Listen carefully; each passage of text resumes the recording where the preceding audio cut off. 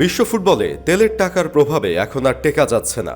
আরব শেখদের football প্রেম যেদিন থেকে শুরু হয়েছে সেদিন থেকেই ঘটছে নানা কাণ্ড কারখানা। কিন্তু কেন ফুটবলে বিনিয়োগ করছেন আরব শেখরা? ফুটবলে তেলের টাকার প্রভাব সবারই জানা। ম্যান সিটি, পিএসজি থেকে শুরু করে ইউরোপের একাধিক নামিদামি ক্লাবে অঢেল বিনিয়োগ করেছে শেখরা। চলুন জেনে নেই কারা কেমন টাকা উড়াচ্ছে ফুটবলের পেছনে।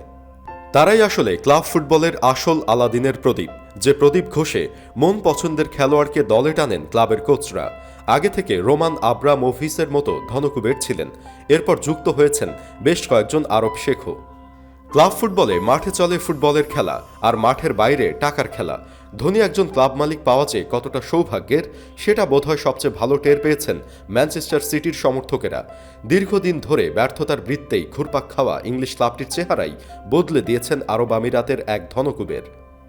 বিপুল পরিমাণ অর্থ খরচ করে যিনি দলে ভিড়িয়েছিলেন একগাদা তারকা খেলোয়াড়, যারা 2011-12 মৌসুমে দীর্ঘ 44 বছর পর দলকে এনে দিয়েছিলেন প্রিমিয়ার লিগ শিরোপা, টাকায় কি না হয়।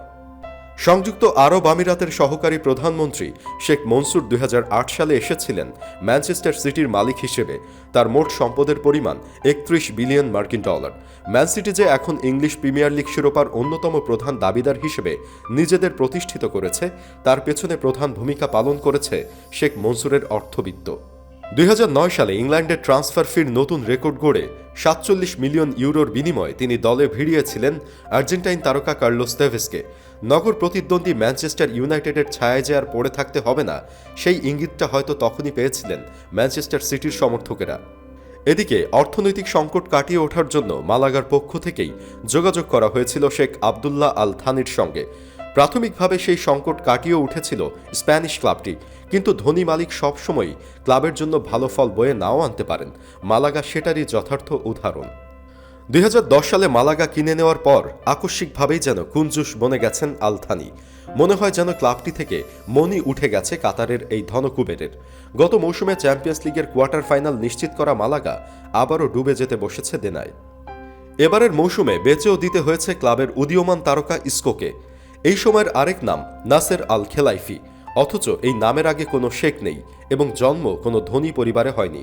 তবু আরব তথা মধ্যপ্রাচ্যের সবচেয়ে শীর্ষ ধনকুবেরদের মধ্যে একজন তিনি। পিএসজি কিনে তাক লাগিয়ে দিয়েছেন 45 বছর বয়সী নাসের আল খেলাইফি, যার সম্পদের মূল্য 4.9 বিলিয়ন পাউন্ড। তার মালিকানাধীন কাতার স্পোর্ট ইনভেস্টমেন্ট ইউরোপীয় ফুটবলকে অর্থের ঝনঝনানিতে কাঁপিয়ে দিয়েছে। তবে তার শুরুটা কিন্তু হয়েছিল অনেকটা শূন্য থেকে। শুধু তিনি নন, সৌদি আরবের যুবরাজ সালমানও এখন ক্লাবে বিনিয়োগ করছেন। কিনেছেন প্রিমিয়ার লিগের দল নিউক্যাসল। এছাড়া স্বদেশি আল নাসের ও আল হিলালেও বিনিয়োগ রয়েছে তার।